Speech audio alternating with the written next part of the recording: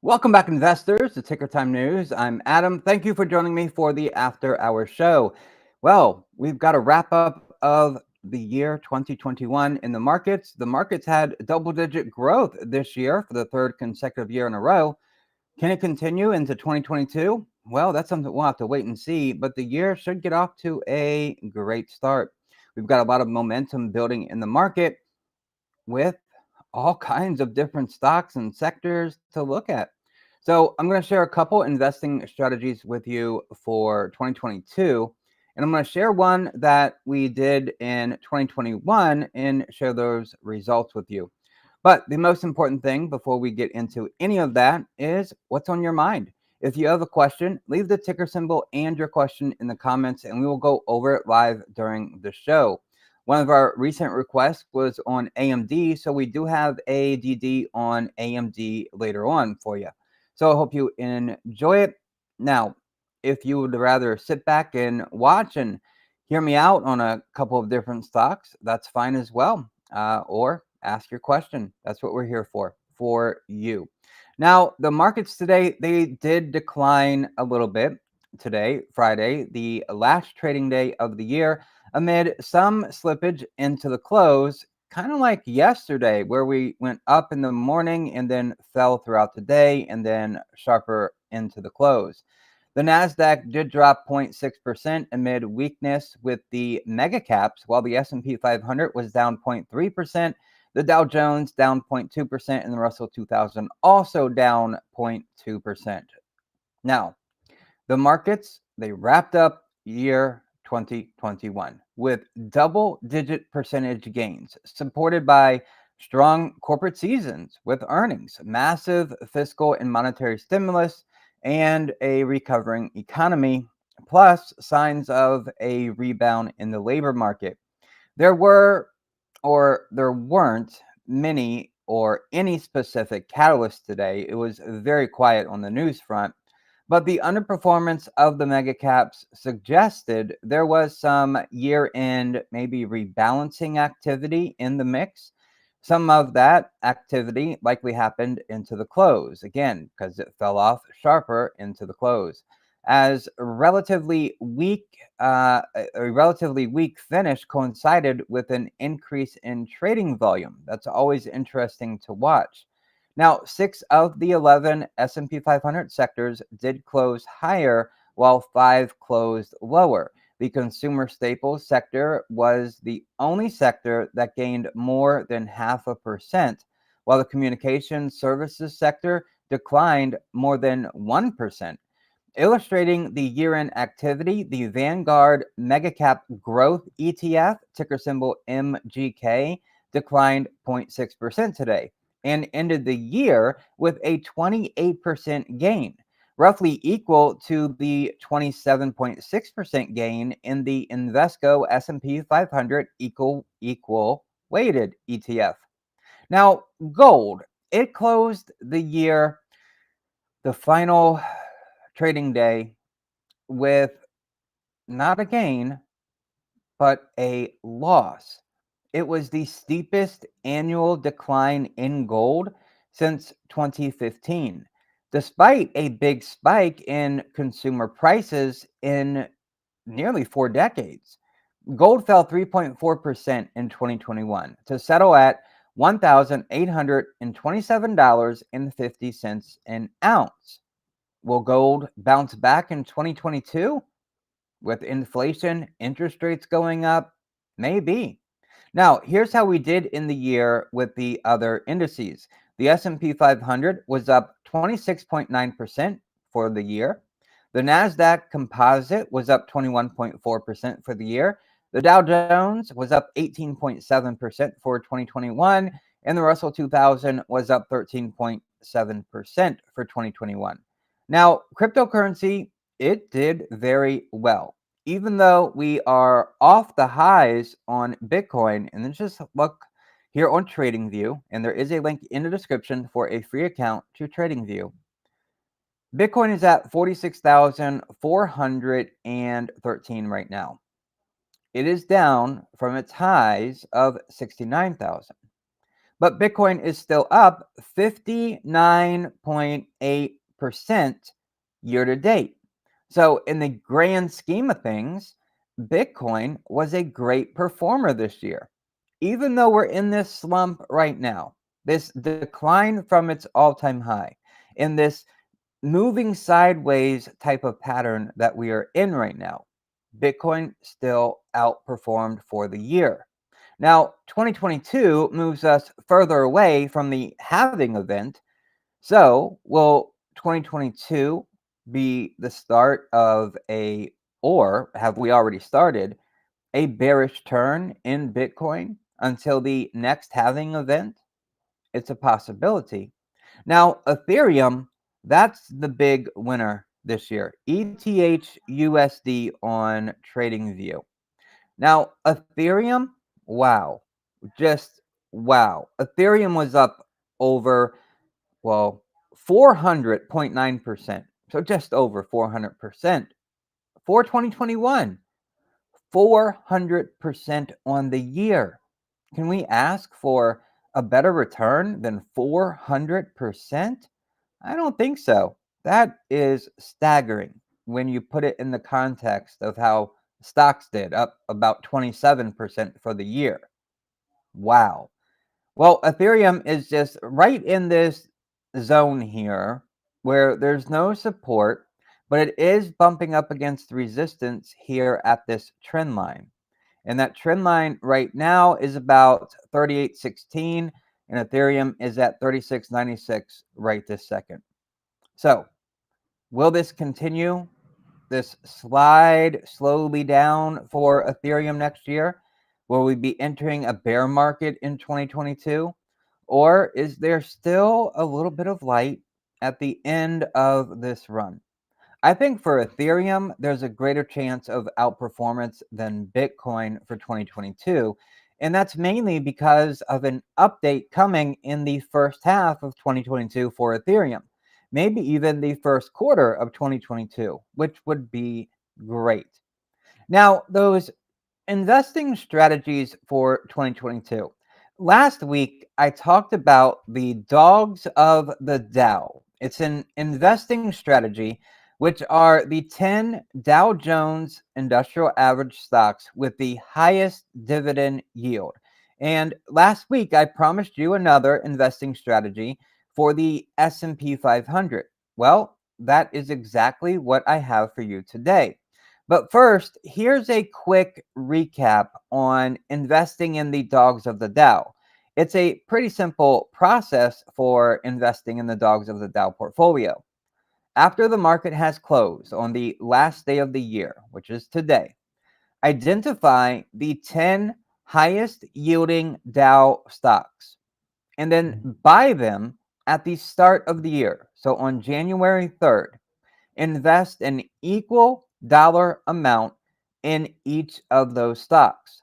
Hold the stocks for a year and repeat the process at the end of next year.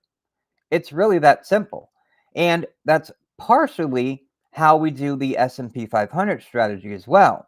You identify the stocks at the end of the year, you buy them at the first of the year, and you hold them for a year. It's really that simple.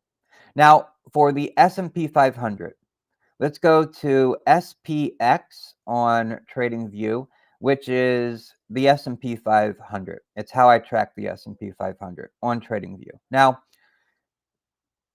here's the investing strategy using the S&P 500. The top 10 S&P 500 companies by market cap at the end of this year, those are the 10 companies you will equally invest in for 2022. Now, let me show you how this worked out for the year 2021. All right. Evenly, remember, we invested evenly in these 10 stocks. The first stock was Apple, APPL for Apple. So how did Apple do? Oh, no, AAPL. There we go. There we go. Okay, so how did Apple do for the year? Apple was up 33.8% on the year. All right, so mark that. That beat the S&P 500. We're calling it 27%. The second stock is Microsoft, MSFT. Let that load. And how did Microsoft do for the year? Wow, oh wow. 51.2%. So far, this strategy has worked out really well for 2021. Now, the third stock was Amazon, AMZN for Amazon. How did Amazon do for the year? I'll tell you one thing while it loads. I wish Amazon would do a stock split. $3,000 a share. That's something, isn't it? Okay, so Amazon for the year, 2.3%. All right, so we're 2 for 3 with outperforming the S&P 500. Next up would be Google, GOOG. And you also have GOOGL also. Okay, how did Alphabet do? If we get technical here, Alphabet was up 65.1%. All right, we're 3 out of 4 for beating the index, 65.1%. Looking good so far, right? 3 out of 4. Next up was Meta Platforms, previously known as Facebook. FB is your ticker symbol. How did Meta Platforms do for the year? Well, it had a rough second half of the year, but the first half wasn't too bad. And we end up with 23.1%. Okay, so that did underperform the market. Next up, all right, so it underperformed. So we are 3 for 5, outperforming, almost breaking even there, right? All right, next up is Tesla, TSLA, Tesla. All right, 3 out of 5. How did Tesla do for the year? Let's see, 49.7%. So we are now 4 out of 6, right? I want to keep track of this. We are 4 out of 6. All right, next up is a kind of an odd one, but it did fit this strategy, Berkshire Hathaway. Now, the ticker symbol is a little odd. It's BRK dot B for Berkshire Hathaway. All right. Now, let's see how they did for the year.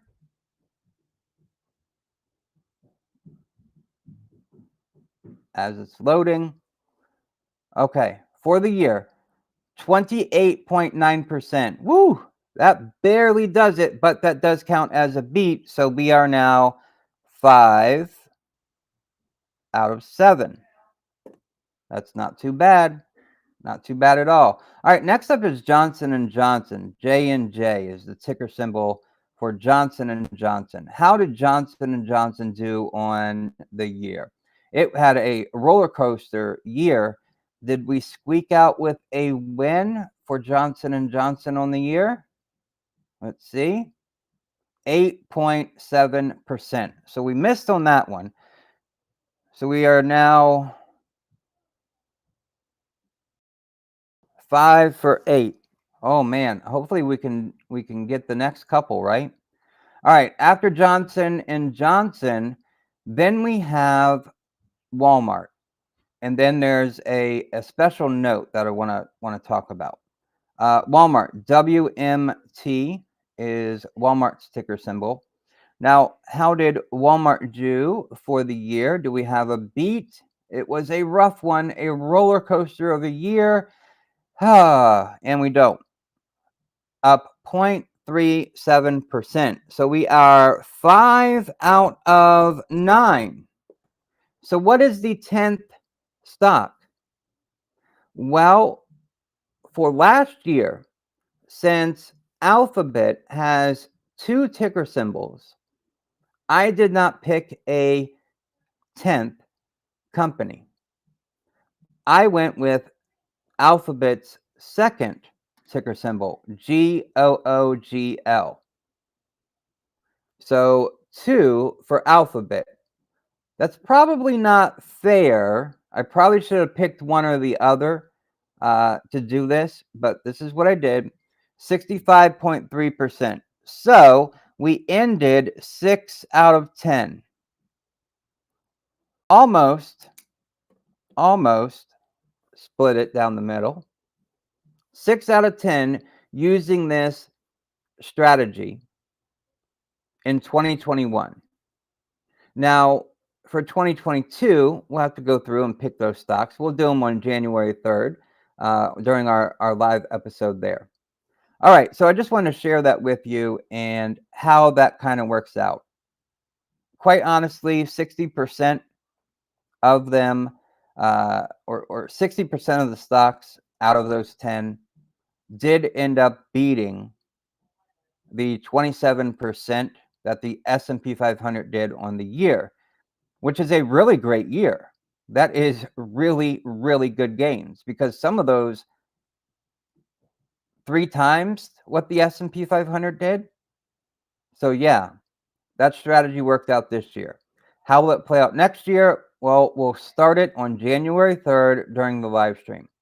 Okay, let's talk about, now this is a cool wordplay here. The company name is Photronix. It's 2 words put together, photo and electronics. So Photronix. We're going to talk about Photronix as a 2022 investment idea. Now, my thesis is predicated on the belief that demand for photo masks, and I'll explain what those are in just a moment, but photo masks is set to accelerate in 2022. And I'll go into why on my investment thesis here for why I'm picking Photronix. Now, the ticker symbol is PLAB, PLAB.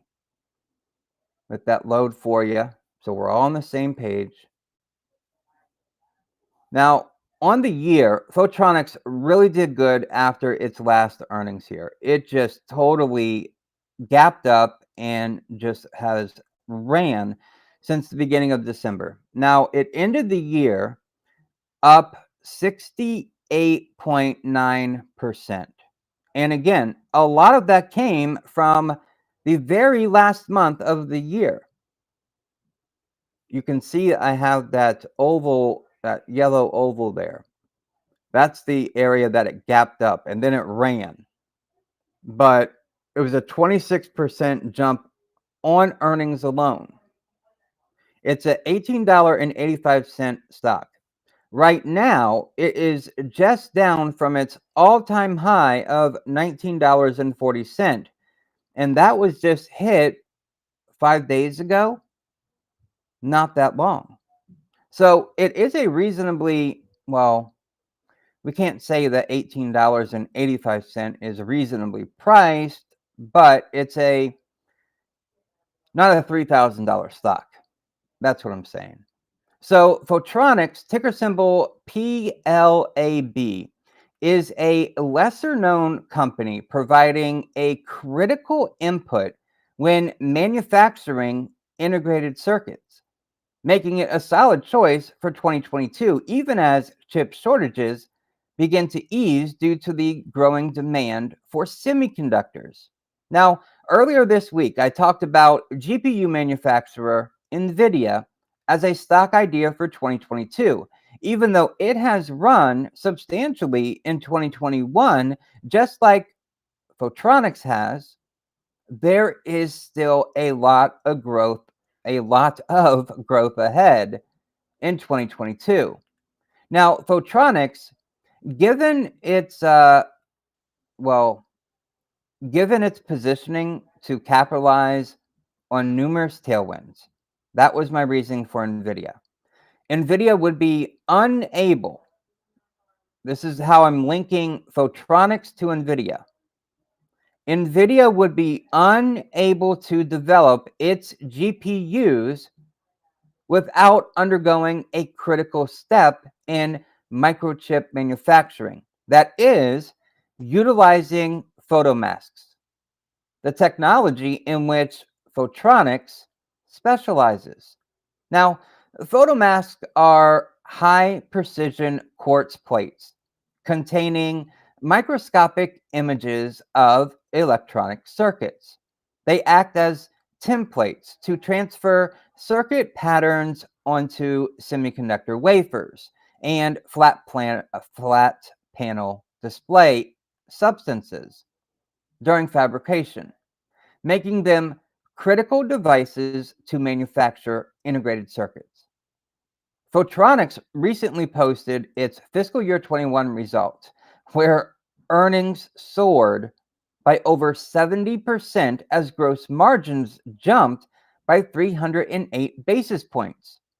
The reasoning behind robust earnings growth in fiscal year 21 was the strong pricing power Photronics commands. Part of this was due to the global chip shortage.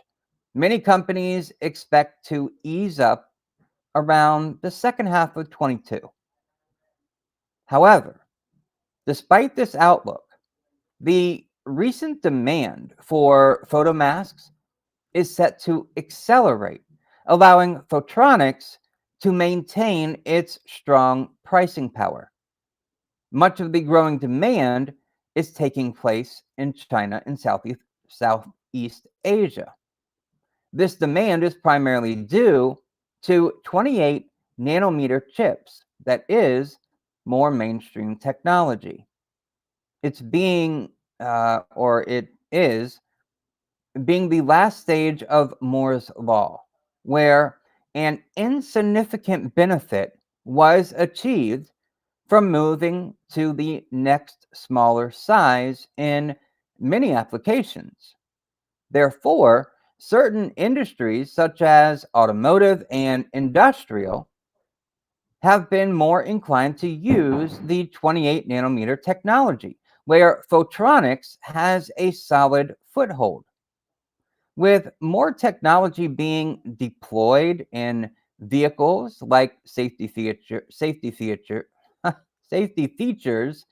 in self-driving and manufacturing such as robotics, I believe Photronics is well positioned to take advantage of the uptick in demand over the next year. This demand shift towards mainstream technology has also trickled into the US and Europe. A driver of this is the growing demand by companies to ease their reliance on manufacturing in other countries. I already see this with Taiwan Semi, ticker symbol TSM. They're increasing their US presence by constructing a semiconductor fab in Arizona. Photronics is also investing in domestic chip manufacturing, which will continue to support its pricing power going forward. Furthermore, although Photronics notes its European business is much smaller than its Asian business, European companies are more biased towards mainstream technology. As a result, Photronics is already taking action on pricing, which will boost revenues and margins going forward. The key takeaway is that as semiconductors become utilized for more applications, photomask demand is set to follow suit. It is worth pointing out that Photronics' two top customers, United Microelectronics, ticker symbol UMC, and Samsung, make up 29% of total revenues in fiscal year 21. This slight lack of customer diversification does raise Photronics' risk profile. However, both companies are titans in their respective industries, so I'm not overly concerned about its dependence on these two firms. Playbook: even as chip shortages are set to improve in 22, there continued to be a growing demand for photomasks, allowing Photronics to raise prices and expand its margins. When combined with a 1-year forward PE ratio of 14.8 times, the company looks poised to continue its strong run in the new year. So what do you think about this neat and interesting stock idea for 2022? Photronix. It's one to definitely watch. 18.85 a share right now. I would not be buying at this price. I would want to see more of a pullback. Maybe getting down to the $17 level. Pulling back that far would bring it right in line with its trend line here. This trend line right now is sitting right here at, if we put it right under today's candle, it's right where its 21-day moving average is, and that's $17.31. If it pulled back that far into the $17, that would be an excellent entry point. Now, for 2021, let me tighten the chart up here. You can see it followed in this trading channel here for the majority of the year. And then when it got here to August, right before their earnings here, it kind of stalled out a little bit. We had a pop from that, and then we fell down. And then it was in a symmetrical triangle, and it had a beautiful rally out of that. And then, of course, pulling back into this earnings, but then boom, the big pop and the big run up. That was a tremendous rally. It was down here at its 200-day moving average at $13.17, and then ran up to 1940. All right, so this one is definitely one to watch for 2022.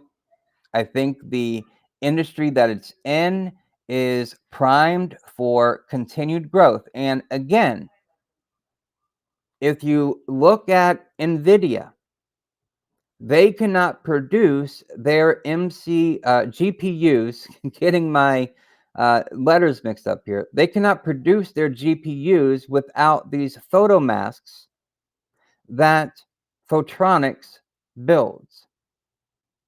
All right. Let's see here. I once bought Bose speakers in a parking lot. I think I might have done something similar, but I don't think it was Bose. Yeah, it definitely is an interesting play. I'm definitely going to take advantage of this one for this year, for sure. All right, I want to quickly talk about a company that is kind of boring. Not a lot of people talk about it for sure, especially on YouTube. That's AFLAC. The ticker symbol is, I'm just going to do this real quick. This is going to be a short one. AFL is AFLAC's ticker symbol. Now, the company has stalled for the majority of this year. It did have a run up until April timeframe and then stalled. For the year, let's see here. It's up 31%, 31.3% for the year. So even though it stalled for the majority of the year, it had a great start and it did outperform the S&P 500. But just real quick here, hear me out on AFLAC. AFLAC, ticker symbol AFL. It is a high-ranking leader in my top 10 dividend stocks list that starting on January 3rd, every month, I will be updating, and this will be open for all Patreon members, a top 10 list for growth, value, and dividend stocks. That'll be updated once a month. AFLAC is right now in the #1 position. I'm also going to have a top 10 momentum stocks that'll be updated on a weekly basis starting on January 3rd. Now, AFLAC, it's what's known as a supplemental insurer by paying cash fast when policyholders get sick or injured. The idea is that AFLAC allows policyholders the opportunity to focus on recovery, not financial stress. Aflac Life Insurance Japan is the leading provider of medical and cancer insurance in Japan, where it insures 1 in 4 households. So this is a global company. The company generated strong earnings for the first 9 months in 21, largely supported by the continuation of low benefit ratios associated with pandemic conditions and better than expected return from alternative investments. Aflac continued to see improvement in US sales in Q3, but pandemic conditions in Japan were more challenging, with sales flat year over year. Aflac says it was encouraged by the September launch of its new nursing care product, which was off to a promising start but will take time to impact segment sales. Aflac faced widespread states of emergency in Japan that persisted through Q3.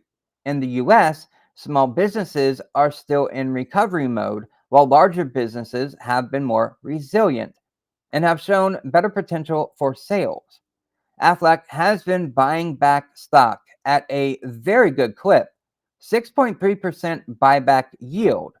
Plus, it pays a nice dividend of 2.7%, resulting in a shareholder yield of 9%, which results in a high ranking. I give this one a 95 out of 100 score, and that's why Aflac is the #1 dividend stock on my top 10 list. Also, I like that Aflac just announced a 21% dividend in November of this year to 40 cents a share. I also like the stock chart. After having traded in a narrow range, about $52 to $58 range from April of this year until now, the stock looks like it's ready for a breakout to the upside. Maybe a similar pattern to what it did this year, which would be a very positive sign. Now, overall, I like the risk reward ratio for Aflac. And of course, with that 9% dividend yield combined, that puts it at #1 on my top 10 dividend list. All right. I know it's not very fun to talk about boring companies like this, but when we're in the market to invest and make money, it's not always the exciting companies that can give you the best returns. So just keep that in the back of your mind. Okay, I had a request for AMD, so I'm going to talk about AMD next. Advanced Micro. Is it Dynamics? I can't remember what the D is. Oh boy, oh boy. Okay, so AMD, their shares, AMD, the ticker symbol, AMD, and the company is typically talked about as AMD, not Advanced Micro Devices. Devices, that's the D. Okay, so for the year, how did AMD do for the year? 56.9%. And you can see it here. It had a very flat start before it started really ramping up. All right, so AMD, they were down 0.8% today. They were up earlier in the morning. Now, there is this other company. I hope I am pronouncing this right. Xilinx. It's I actually, the ticker symbol is XLNX. Xilinx. I hope I don't know if I'm pronouncing it correctly. It's spelled XILINX. Xilinx, I believe. Okay, so AMD and Xilinx. Let me put AMD back up here. All right, so AMD and Xilinx. Both companies pushed back today the expected timing of their acquisition for it to close. Now, they are saying that it should close in the first quarter of 22. Now, AMD is acquiring Xilex, Xilinx, Xilinx, is acquiring Xilinx. The transaction was initially supposed to be finalized by the end of this year, 2021. In my view, Xilinx shareholders, their reaction to the news is, I think, brought on concerns that the deal may not close. I don't think that that's the case. I think the deal will close. In October of 2020, AMD announced that it would acquire Xilinx in an all stock transaction, and it was valued at $35 billion. The terms of the deal meant that Xilinx shareholders would receive a fixed exchange ratio of 1.7234 shares of AMD stock for each share of Xilinx stock at the time of closing. The deal represented about a 24% premium over Xilinx's share prices at the time, making it quite favorable for Xilinx shareholders. I still believe the deal will end up closing. AMD noted that the reason for the delay is related to the status of global regulatory approvals, which is continuing to, in their words, make good progress. Also, although the deal is favorable for Xilinx shareholders, AMD will also see a significant benefit from the transaction, as it strengthens its competitive position against Intel, ticker symbol INTC. Xilinx commands a majority market share with its field programmable gate arrays, or FPGAs, programmable integrated circuits used in countless industries, including defense, telecommunication, and healthcare. FPGAs are dynamic, adapting to various workloads, which allows for the powering of AI at scale, making their use critical in data centers. Although Xilinx's FPGA is leading in market share, Intel became a very close second after its 2015 purchase of Altera for $16.75 billion. However, though AMD's purchase of Xilinx not it not only gains an technological advantage over Intel CPUs, but also goes way past and beats them in the FPGAs. The CPU may still be the main workhorse of most data centers, but the accelerated use of AI and the adaptive nature of FPGAs is stirring demand for FPGAs in data centers. This means that AMD could quickly become a more dominant player in the high growth data center industry. AMD expects data center sales to be the most strategic part of its business in 2022. The momentum is already there. For example, in Q3, AMD's enterprise embedded and semi custom segment, which includes data center revenue, jumped 69% year over year. Overall, despite a slight delay in the timing of the AMD Xilinx deal, I continue to believe that the deal will be beneficial to both companies' shareholders, especially as it gives AMD more tools to carve out a larger piece of the data center pie. What do you think about that?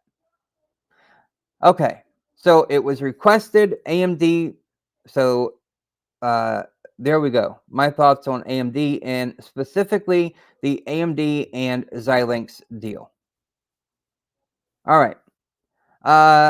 Those were the only stocks that I had lined up to talk about today. So that went very quickly.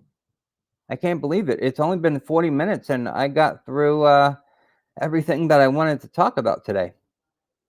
So I guess I guess we'll wrap it up here unless you have any questions. I know it is New Year's Eve, so I'm sure that there are many plans out there. So I won't hold you too long today. Yeah. So I'll wrap it up here unless you have any questions. Plug them in, click send, and we can go over them. I'll give you a few moments, and then I'll wrap it up if everyone is good to go for today. And then of course we'll be back on Monday, January the 3rd. And over the weekend there'll be quite a few updates because we're starting several things over the weekend. Benefits for Patreon members, we are starting that this weekend. So different aspects of that will start rolling out over the weekend, and everything will be up to date on Monday the 3rd. Discord, that will be opened up this weekend too. We have a public side and a Patreon member side on Discord. So a lot of things, a lot of updates will be happening this weekend. Getting ready for the start to the new year. So I hope everyone has a fantastic New Year's Eve. I hope you did well with your investments in 2021. And I hope that you do your absolute best in 2022. That's what we're all here for, right? Financial freedom. That's what I'm here for, to share whatever I can to help you reach financial freedom. All right, everyone. Well, thank you for joining me today. I'll go ahead and wrap it up here then for New Year's Eve. We had a great 2021, and here's to an even better 2022. So thank you all so very much for watching, and I'll see you in the next video in the new year.